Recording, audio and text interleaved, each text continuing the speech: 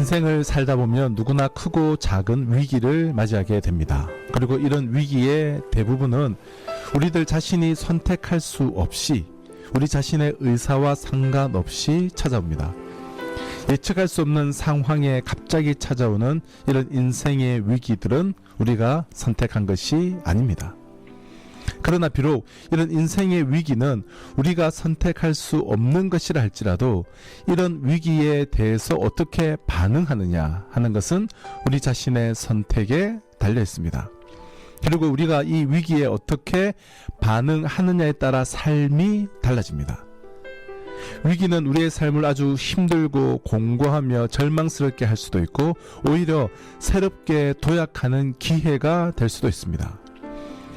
위기라는 말의 한자를 살펴보면 위자가 위험을 의미하는 반면에 기자는 기회를 의미합니다. 이를 통해서도 알 수 있는 것처럼 위기가 위험 요소가 되느냐 혹은 새로운 기회가 되느냐는 우리의 선택에 달려 있습니다. 그러므로 위기는 말 그대로 위험한 것이지만 동시에 새로운 미래를 만나는 기회가 되는 것입니다. 오늘 우리가 읽은 성경에 이러한 경험을 한 사람의 이야기가 소개되고 있습니다. 소위 믿음의 조상이라고 불리우는 아브라함의 이야기입니다. 그에게는 아이를 가질 수 없는 불가능한 나이인 100세에 기적으로 얻은 이삭이라는 외아들이 있었습니다. 아브라함이 얼마나 행복했을까요? 하나님께서 기업을 이을 아들을 주셨으니 그 아들이 얼마나 아름답고 귀엽고 똑똑하게 보였겠습니까? 눈에 넣어도 아프지 않을 아들이었습니다. 그런데 이삭의 나이가 18세쯤 되었을 때 하나님께서 아브라함에게 나타나셨습니다. 그리고 이렇게 말씀하셨습니다. 아브라함아, 내 아들 너의 사랑하는 독자 이삭을 데리고 모리아 땅으로 가서 내가 내게 알려준 한 산 거기서 그를 번제로 바쳐라. 아니 무슨 청천벽력과 같은 소리입니까? 눈에 넣어도 아프지 않을 이 아들을 죽음의 제단에 제물로 바치게 되는 위기가 닥쳐온 것입니다. 아브라함은 선택의 갈림길에 서게 되었습니다. 그는 이제 하나님을 원망하고 인생을 절망해 버릴 수도 있었고 이 이해하기 어려운 고난 앞에서 여전히 하나님을 믿고 순종의 발걸음을 갈 수도 있는 선택의 갈림길에 서게 된 것입니다. 결론부터 말씀드리면 그는 원망이 아닌 순종을, 절망이 아닌 믿음을 선택합니다. 이때 하나님은 그를 위기에서 건지시고 그 아들 대신 어린 순양을 대신 제물로 바치게 하십니다. 그리고 그에게 새로운 미래를 열어주시고 그로 하여금 많은 민족들에게 믿음의 아버지로 추앙받는 사람이 되게 하십니다. 그리고 그로 하여금 이제 하나님을 새롭게 만난 그 장소를 가르쳐 그 땅의 이름을 여호와 이레라 부르게 하셨습니다. 그래서 여호와 이레는 그가 하나님을 경험한 땅의 이름이요 동시에 그가 경험한 하나님의 새로운 이름이 된 것입니다. 여호와 이레는 여호와와 이레라는 두 단어의 복합 단어입니다. 여호와는 스스로 계신 하나님이라는 뜻이고 이레라는 말은 미리 본다 혹은 미리 준비한다는 뜻입니다. 영어 성경을 보면 준비하시는 하나님, 미리 보고 준비하시는 하나님, 하나님이 모든 것을 준비하신다로 표현하고 있습니다. 하나님은 우리 인생의 미래를 미리 보시기 때문에 미리 준비하시는 분이십니다. 우리는 모두 불확실한 인생을 하루하루 초조하게 살아갑니다. 그런데 미리 보시는 여호와 이레 하나님이 우리의 하나님이 되셔서 우리의 미래를 내다보시고 우리의 미래를 미리 준비해 주신다면 우리의 삶이 달라지지 않을까요? 이해하기 어려운 위기로 가득 찬 인생의 길에서 우리의 미래를 미리 보시는 하나님 그리고 준비해 주시는 하나님이 우리의 하나님이 되신다면 얼마나 좋을까요? 이제 인생의 위기를 넘어서서 새로운 미래를 준비하시는 여호와 이레의 하나님을 소개해 드리고자 하는데요. 인생에서 겪는 크고 작은 위기들 혹은 고통들을 넘어서서 새로운 인생을 살고 싶지 않으십니까? 그렇다면 먼저 첫째, 위기를 시험으로 수용할 줄 알아야 합니다. 무슨 말입니까? 우리가 인생을 살면서 경험하는 대부분의 위기나 고통은 하늘의 시험이라는 것입니다. 오늘 우리가 읽은 성경 22절 1절만 보아도 그 일 후에 하나님이 아브라함을 시험하시려고 라고 했습니다. 이 시험은 유혹이 아니라 테스트입니다. 우리가 학교 다닐 때 우리는 모두 자주 시험을 친 기억들이 있습니다. 제가 질문을 드리고 싶습니다. 여러분 중에 혹시 과거에 시험일자가 다가오면 시험이 너무너무 좋아서 가슴이 설레이고 시험이 기다려진 그런 분들이 계십니까? 질문을 하나 더 하겠습니다.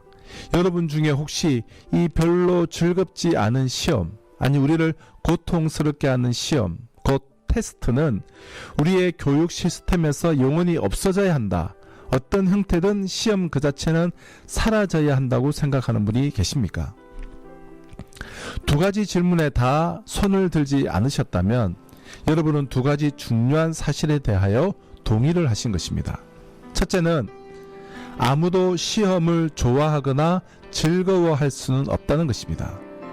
그러나 둘째로 그럼에도 불구하고 시험은 반드시 필요하다는 사실입니다. 시험은 왜 필요합니까? 우리는 시험을 치고 나서야 객관적으로 자신의 실력을 점검받고 평가받게 됩니다. 내가 부족하거나 뒤떨어진 부분은 어디이고 실력이 어느 정도인지 등을 파악하게 됩니다.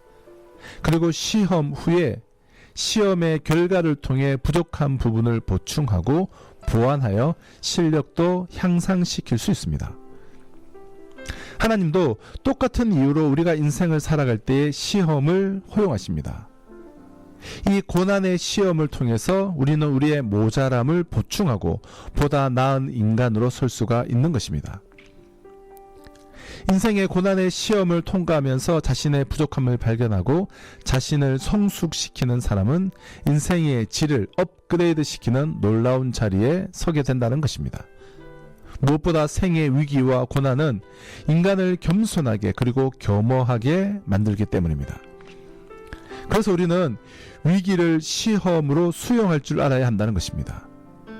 위기가 우리를 궁극적으로 유익하게 하기 때문입니다. 위기를 통해서 우리가 하나님을 새롭게 만나게 되고 부족함이 없는 하나님의 사람다운 사람으로 빚어지기 때문입니다. 하나님은 아브라함에게 아들을 바쳐야 하는 고통스러운 시험을 주셨습니다. 고통스러운 시간을 잘 통과한 시험의 끝머리에 하나님은 아브라함에게 이렇게 말씀하십니다.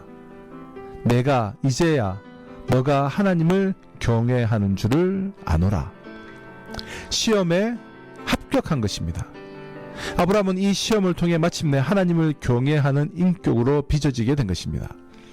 시험을 통해 그는 하나님을 새롭게 만나고 또 위기에서 대안을 마련해 주시는 하나님의 그 공급을 체험하였으며 하나님이 기뻐하시는 사람으로 우뚝 서게 된 것입니다. 이처럼 시험을 넘어서서 새로운 인생을 살고 싶지 않으십니까? 그렇다면 인생의 여러 위기를 넘어서서 우리를 복된 미래로 인도해 가시는 여호와 이레의 하나님을 꼭 붙잡으시기를 바랍니다. 인생에서 겪는 크고 작은 위기들 혹은 고통들을 넘어서서 새로운 인생을 살고 싶다면 둘째, 위기를 믿음으로 직면할 줄 알아야 합니다. 위기를 믿음으로 반응해야 한다는 것입니다. 아브라함은 이 위기를 믿음으로 반응한 사람이었습니다. 아브라함에게 그런 믿음이 있었습니다. 아브라함은 아침 일찍 일어나 떠날 준비를 했습니다. 그는 하나님의 음성 앞에서 고민하지 않았습니다. 일찍 일어나 즉각 순종했고 모리아산을 향해 신속하게 떠났습니다. 하나님은 모리아산에 오르라 했지 당장에 가라 하지 않았음에도 아브라함은 바로 순종했습니다.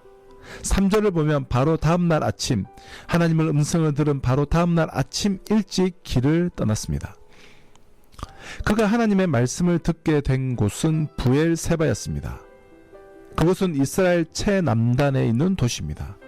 그런데 하나님께서 가라고 명하신 모리아산은 예루살렘 정상에 있습니다. 부엘세바에서 모리아산 정상까지 가려면 3일 밤낮을 걸어야 했습니다. 낙의 나무를 치우고 두 몸종을 앞세워 아들과 함께 걸어가는 3일 동안 아브라함의 마음이 어떠했을까요? 처음엔 순종했더라도 3일이면 마음이 몇 번 더 왔다 갔다 하기 충분한 시간 아닐까요? 그러나 아브라함은 순종의 마음이 변하지 않고 묵묵히 그 길을 걸어갔습니다. 아브라함이 걷는 헤브론 광야길은 매우 황량하고 적막했습니다.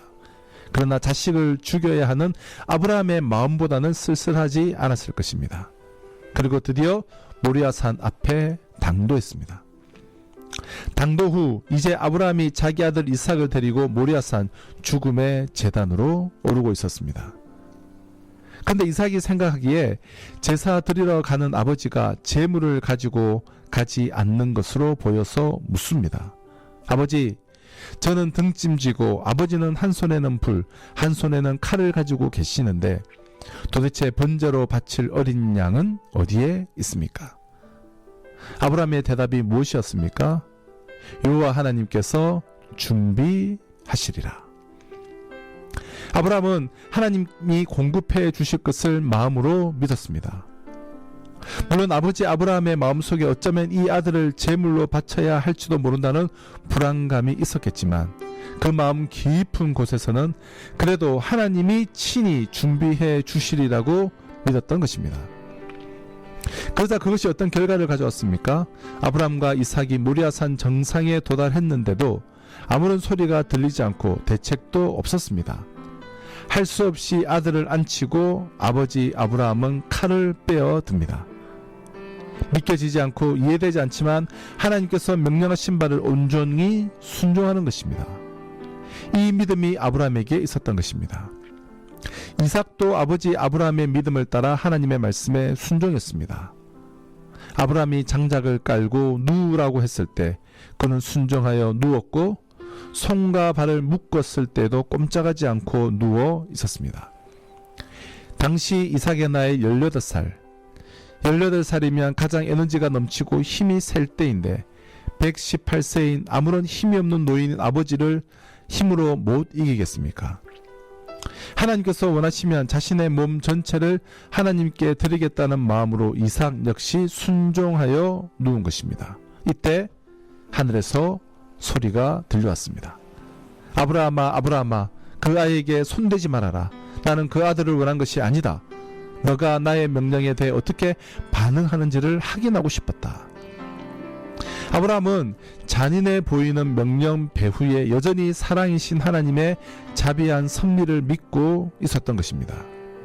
그는 하늘과 하나님을 원망할 수 있는 위기의 순간을 오히려 믿음으로 직면하고 있었던 것입니다.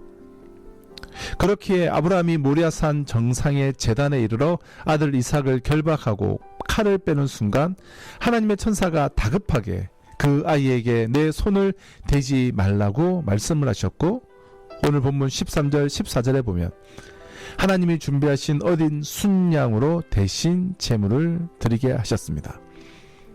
그래서 그 제단은 하나님이 예배하신 여호와 이레의 제단이 되었고 아브라함은 여호와 이레의 하나님을 경험할 수 있었던 것입니다. 인생에서 겪는 크고 작은 위기들 혹은 고통들을 넘어서서 새로운 인생을 살고 싶다면 첫째, 위기를 시험으로 수용할 줄 알아야 하고 둘째, 위기를 믿음으로 직면할 줄 알아야 하며 마지막 셋째, 위기 가운데 예수님을 깊이 만나야 합니다. 하나님은 미리 수풀에 순양을 준비해 두셨습니다. 그래서 아브라함은 하나님이 준비하신 어린 양을 대신 제물로 바쳤습니다. 아브라함의 믿음대로 하나님이 준비하신 어린 양이 제물로 공급되고 아들은 살았습니다.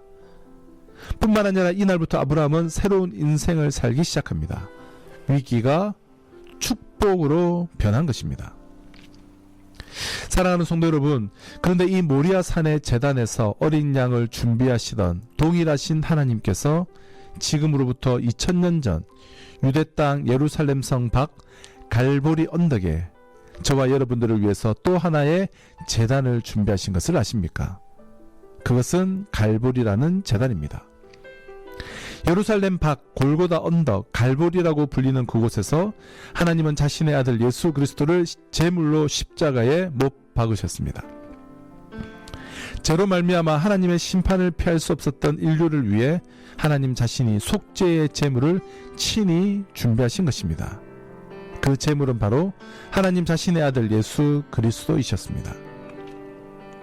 그날 아브라함이 이삭을 바쳤던 모리아산은 훗날 오르난의 타작마당이 되어 다윗의 백성들을 위한 속죄가 이루어진 것이 되었고, 나중에는 수많은 제물이 드려진 솔로몬 성전과 수룹바벨 성전이 선 곳이 되었으며, 2000년 후에는 골고다 언덕이 되어 저와 여러분을 위해 피 흘리신 예수 그리스도의 십자가가 서게 되었다라는 것입니다.